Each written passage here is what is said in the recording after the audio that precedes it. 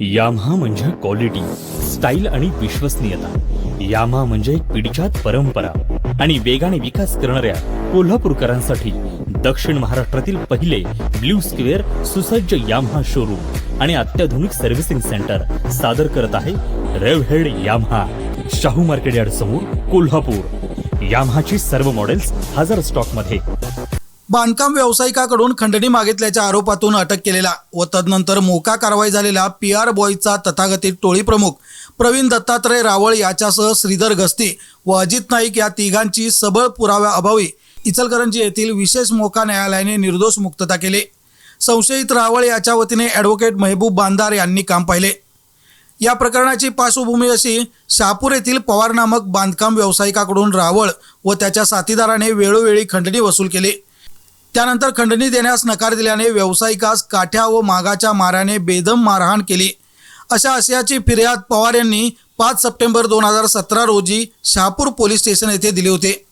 फिर्यादीनुसार रावळ व त्याच्या साथीदारांना अटक करण्यात आली. त्यानंतर संघटित गुन्हेगारी अंतर्गत मोका कायद्याची कारवाई करण्यात आली. या प्रकरणातील संशयित अजित नाईक याने अटकेच्या दरम्यान मोका कायदा कलम 18 अन्वये पोलीस अधीक्षक सांगली यांच्यासमोर गुन्ह्याची कबुलीही दिली. सुरुवातीस सर्वांना विशेष मोका न्यायालय पुणे येथे हजर करण्यात आले. त्यानंतर इचलकरंजी येथील मोका न्यायालयात हा खटला वर्ग करण्यात आला.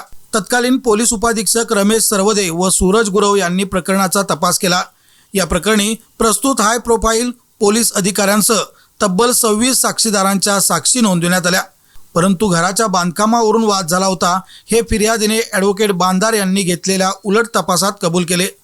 बचाव पक्षातर्फे वैद्यकीय दाखले कबूल केले. मात्र सदर वैद्यकीय दाखल्यात रस्ता अपघातात जखमा झाल्याची बाब ॲडव्होकेट बांदार यांनी न्यायालयाच्या निदर्शनास आणून दिली.